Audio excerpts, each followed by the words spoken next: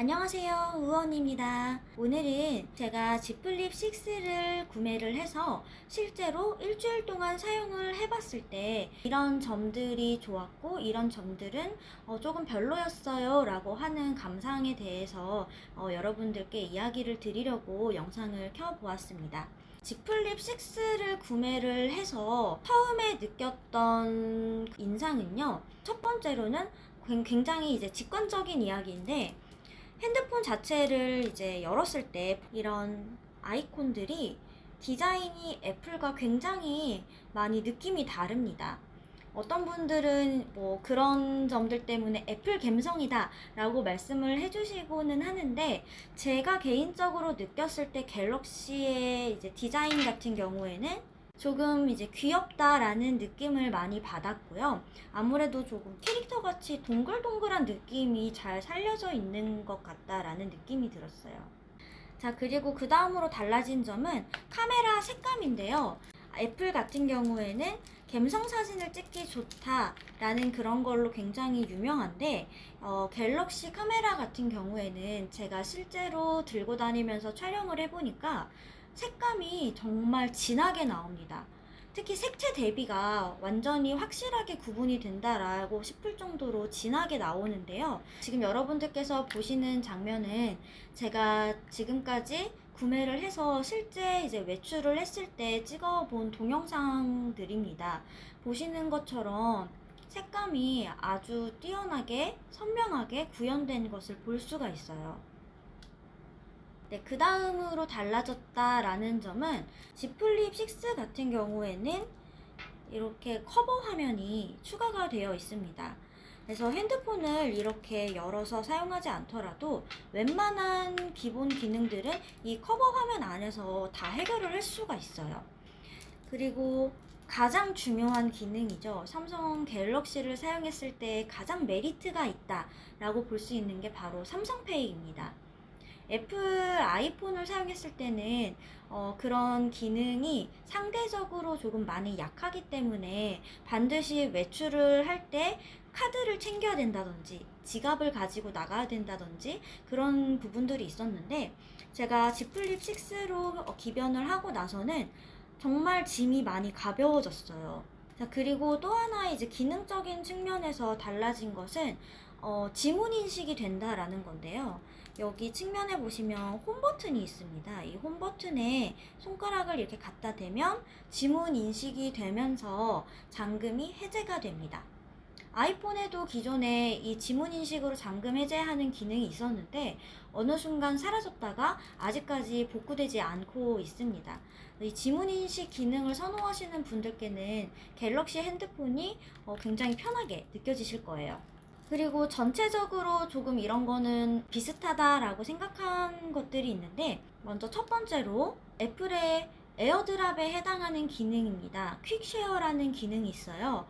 에어드랍과 정말 똑같다라고 생각하시면 되세요. 기기 간에 이제 데이터를 이동을 할 때 특정 화면에서 데이터를 선택을 하고 이동시키고 싶은 기기를 선택을 하면 바로 빠르게 데이터를 전송을 할 수가 있습니다. 아이클라우드와 비슷한 기능을 하는 것이 바로 원 드라이브라고 하는 게 있는데요. 핸드폰이나 태블릿 PC의 자체 용량을 최적화시키면서 원본 파일은 클라우드에 업로드를 시키고 썸네일과 같은 미리 보기만 내 기기에 저장을 해서 용량을 가볍게 줄여서 사용을 할 수 있다라는 그런 기능입니다.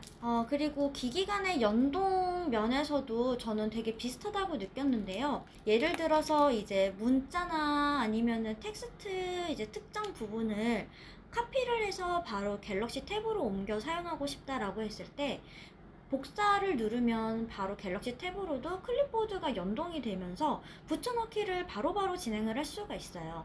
제가 갤럭시 Z 플립 6를 사용을 하면서 전체적으로 이런 건 달라졌고 전체적으로 이런 건 비슷하다라는 이제 포괄적인 이야기를 드려봤고요. 네, 그리고 다음으로 이제 말씀드리고 싶은 거는, 이거는 갤럭시로 아직 기변을 하지 않으신 분들께 말씀드리고 싶은 부분인데, 기변을 하실 때 이 부분은 조금 주의해 주시면 좋을 것 같다 라고 생각했던 게 있었어요. 아이폰을 사용했을 때 아이클라우드를 굉장히 잘 사용했는데요. 아이클라우드에 원본 데이터를 올려놓고 핸드폰에는 썸네일만 저장해서 기기 용량을 줄여서 사용을 하고 있었습니다. 자, 그런데 이제 기변을 하시는 경우에는 원본 파일을 모두 핸드폰으로 다운로드 하시고 나서 갤럭시 핸드폰으로 데이터를 옮겨주셔야 돼요. 데이터를 이동하는 과정에서 아이클라우드 데이터를 옮기는 그런 순서가 나오기는 하는데 모든 사진과 영상들을 100% 전송해주지는 않더라고요. 그래서 원본 파일을 반드시 아이폰에 먼저 데이터 다운로드를 하신 다음에 이동을 시키면은 사진과 영상 파일을 다 옮겨 받으실 수가 있습니다. 자, 그 다음으로 이제 여러분들이 아주 많이 궁금해 하시는 실제로 Z 플립 6를 사용해 보니까 어떠세요? 뭐 좋은 점은 뭐예요? 나쁜 점은 뭐예요? 라고 물어보시는 분들이 많으신데 단점부터 소개를 드릴게요. 카카오톡을 들어갔어요. 그러면 여러분들 저랑 비슷하실 수도 있는데 저 같은 경우에는 그룹 채팅방이 굉장히 많거든요. 그런데 그 그룹 채팅방을 매번 일일이 계속 다 확인을 할 수가 없어서 몰아서 확인을 하고는 하는 편인데 특정 메시지에만 답장을 하고 나머지에는 답장을 안 하는 경우도 있잖아요. 나중에 한 번에 확인해야지 하고 그렇게 넘기는 경우들이 많은데 이제 특정 메시지를 하나 들어가서 답장을 했어요. 그리고 다시 홈화면으로 돌아오면 기존에 있었던 내가 읽지 않았던 메시지가 몇 개 남아있는지 아이콘에 뜨지 않아요.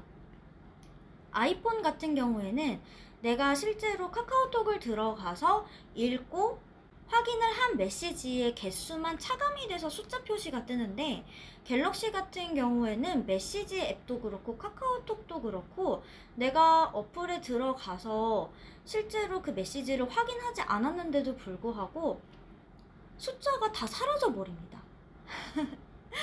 그래서 총 몇 개의 메시지가 와 있는지를 확인하기가 어려워요. 어플을 그때마다 계속 들어가서 확인을 해줘야 합니다. 이런 점이 제가 카카오톡을 사용을 하면서 이거는 조금 이상하네? 라고 느꼈던 점이었고요.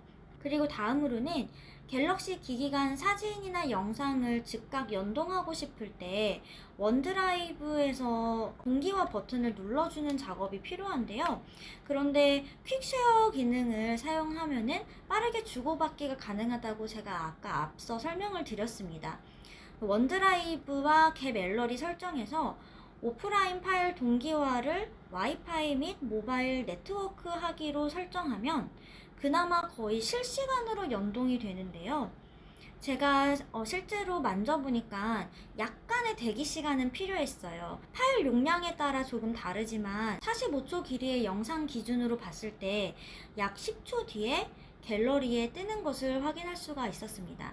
그래서 파일 용량이 크면 클수록 기기 간의 클라우드 동기화가 되는 속도가 조금 느려진다라는 점을 알고 계시면 좋을 것 같아요. 그리고 초기 설정 시 앱별 알람 설정과 상관없이 자잘한 알람들이 자주 알람 센터에 뜨곤 한다라는 점이 저는 조금 단점으로 여겨졌던 부분인데요. 예를 들어서 핸드폰으로 파일을 다운로드를 하면 다운로드 완료 알람이 알람 센터에 그대로 뜹니다.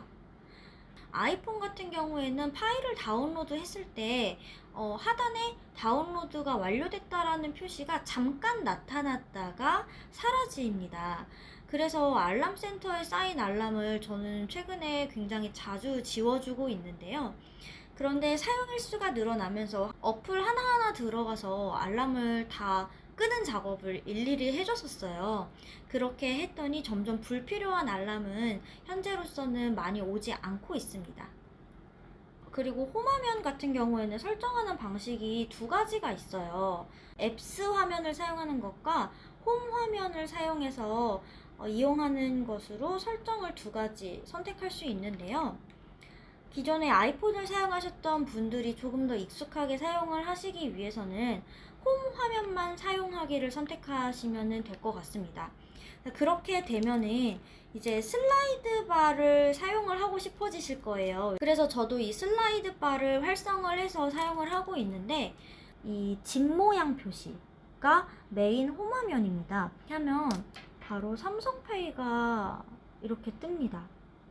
올려서 꾹 누르고 계시면 삼성페이 화면에서 기존에 내가 사용했던 어플 화면으로 넘어가실 수가 있어요. 아니면 메인 홈 화면이 아닌 두 번째, 세 번째 페이지에서 슬라이드를 밑에서 위로 올리면 내가 기존에 사용하던 이전 앱으로 바로 돌아가실 수가 있습니다. 그리고 제가 클라우드 관련해서 불편했던 점들이 있었는데 원드라이브 용량이 기본 용량으로 했을 때 굉장히 작아요. 무조건 유료로 전환을 시켜서 용량을 업그레이드 시켜 주셔야 되는데요. 100기가 다음에 바로 1테라로 용량이 올라가더라고요. 그래서 뭔가 중간이 없는 느낌이다 라는 인상을 받았습니다. 이미 원드라이브로 업로드를 시켜서 핸드폰에는 썸네일만 남아있는 경우에는 카톡이나 메시지 앱에서 해당 사진이 보이지 않아요. 갤러리 앱에 들어갔을 때는 썸네일이 다 보입니다. 그래서 이게 약간 헷갈리는 게 어디까지 원드라이브에 업로드를 했던 사진인지가 알기가 조금 어려워요. 그래서 일일이 사진을 클릭을 해서 클라우드에 저장이 되어 있는지를 확인을 해야 되고, 만약에 내가 이 사진을 카카오톡으로 전송을 하고 싶다 라고 하면은 갤러리 앱에 들어가서 해당 사진을 클릭을 해서 설정해서 다운로드 버튼을 눌러야지 원본을 받을 수가 있습니다. 그렇게 되면은 카카오톡으로 사진이나 영상을 전송을 하실 수가 있어요. 자, 그리고 다음으로는 마지막 단점인데요. 이거는 제가 핸드폰 꾸미는 거를 좋아하다 보니까 많이 느꼈던 건데, 아이폰을 사용했을 때는 사실 단 한 번도 느껴보지 못한 감정이었습니다. 바로 액세서리가 다양하지 않다라는 점이에요. 아이폰을 사용을 했을 때는 정말 사용할 수 있는 액세서리가 아주 많았거든요. 제약이라는 게 전혀 없었어요. 그리고 액세서리들이 대부분 아이폰 제품을 기준으로 해서 만드는 것 같더라고요. 예를 들어서 스포티파이의 케이스 같은 경우에도 아이폰 케이스가 훨씬 뭔가 사용할 수 있는 종류가 많고요. 아이폰 같은 경우에는 뒷면에 그 카메라 부분이 까맣게 보호 처리가 되어 있고 그 부분이 이렇게 열리게 되어 있어요. 그래서 핸드폰을 잠깐 거치해서 세워서 볼 수 있는 그런 기능까지도 같이 가지고 있는데, 갤럭시 핸드폰 케이스 같은 경우에는 해당 기능이 없습니다. 그래서 별도로 여기에 뭐 그립톡이라든지 그런 것들을 달아서 내가 핸드폰을 이렇게 세워서 봐야 되는 그런 상황이 발생하더라고요. 그리고 그 종류가 다양하지 않은 것은 삼성 정품의 액세서리를 봤을 때도 느낄 수가 있었는데, 뭔가 재고 관리가 잘 되어 있지 않다라는 느낌을 굉장히 많이 받았습니다. 출시 당시에는 다 재고가 있어요. 그런데 출시되고 시간이 조금 어느 정도 지나서 고장났거나 잊어버리거나 해서 같은 제품을 다시 사야 되는 경우가 있을 수도 있잖아요. 그런데 다시 구매를 하려고 보니까 해당 액세서리는 이미 생산이 중지가 돼서 구매가 불가능한 상황이 있기도 했습니다. 자, 그리고 장점에 대해서 알아볼 텐데요. 먼저 첫 번째 장점. 이건 제가 정말 편하다라고 느꼈어요. 상단바를 다시 슬라이드 다운해서 내려서 보시면은 여기에 이제 와이파이를 켜고 끄고 할 수 있는 버튼이 있는데요. 사용자가 한번 와이파이 버튼을 꺼서 다시 켜기 전까지는 얘가 자동으로 절대 안 켜지는 거예요. 이게 정말 당연한 이야기다라고 생각하실 수도 있는데, 아이폰을 사용하셨던 분들은 한 번씩 느낄 겁니다. 이게 뭔가 내가 분명히 와이파이를 눌러서 껐는데 밖에 조금 돌아다니다가 보니까 뭔가 인터넷이 안 터져. 다시 확인을 해보면 와이파이가 어느새 다시 자동으로 켜져 있거든요. 그래서 저는 이게 굉장히 지금 편하고요. 그리고 두 번째 기능으로는 아주 강력한 기능이죠. 설명을 할 필요가 없는 기능입니다. 삼성페이 교통카드 사용, 그리고 이 교통카드 같은 경우에는 워치에서도 사용하실 수가 있죠. 그런데 저는 사실 워치로는 교통카드를 사용하지 않는 편이에요. 왜냐면 제가 왼손목에 워치를 차는데 이게 지하철이나 버스를 탔을 때 태깅하는 부분이 보통 오른쪽에 있거든요. 그러면은 왼손에 찬 워치를 이렇게 갖다 대야 되는 게 저는 약간 불편했어요. 그래서 핸드폰도 항상 손에 들고 있는 편이라서 그냥 저는 핸드폰으로 교통카드 기능을 사용을 하고 있습니다. 그리고 유저의 사용 편의성에 맞춰서 굉장히 세세한 부분까지 설정을 할 수 있다라는 점인데요. 예를 들어서 굿락이라는 것이 대표적입니다. 이것을 사용을 하면은 갤럭시 핸드폰 안에 숨겨져 있는 기능들을 찾아서 내 입맛에 맞게 얼마든지 바꿔서 사용하실 수가 있어요. 갤럭시를 사용을 하시는 분이라면 꼭 다운로드를 해서 굿락에 들어가 있는 기능들을 한번 탐색해 보셨으면 좋겠어요. 네 번째 장점은 핸드폰을 꾸미는 것이 굉장히 자유롭습니다. 아이폰 같은 경우에는 테마 변경 함부로 안 되고요. 글자 폰트 변경 함부로 안 되고요. 굉장히 제약이 아주 많은 기기인데 갤럭시 같은 경우에는 내가 얼마든지 바꾸고 싶은 의지가 있으면 그때그때 기분에 맞춰서 내가 커스터마이징을 잘 할 수 있다라는 점, 이런 것들이 폰 꾸미는 것을 좋아하시는 분들에게는 아주 좋은 메리트라고 생각해요. 그리고 다섯 번째로는 후면 카메라와 커버 화면의 조합으로 셀카를 찍을 수 있다라는 점인데요. 특히나 후면 카메라의 장점은 화질이 굉장히 좋다라는 거죠. 그래서 전면 카메라에 비해서 좋은 화질로 셀카를 남길 수 있다라는 점도 굉장히 중요한 장점이라고 생각합니다. 그리고 여섯 번째 장점은 거의 아이폰과 비슷한 홈 화면을 구현할 수가 있다라는 점이에요.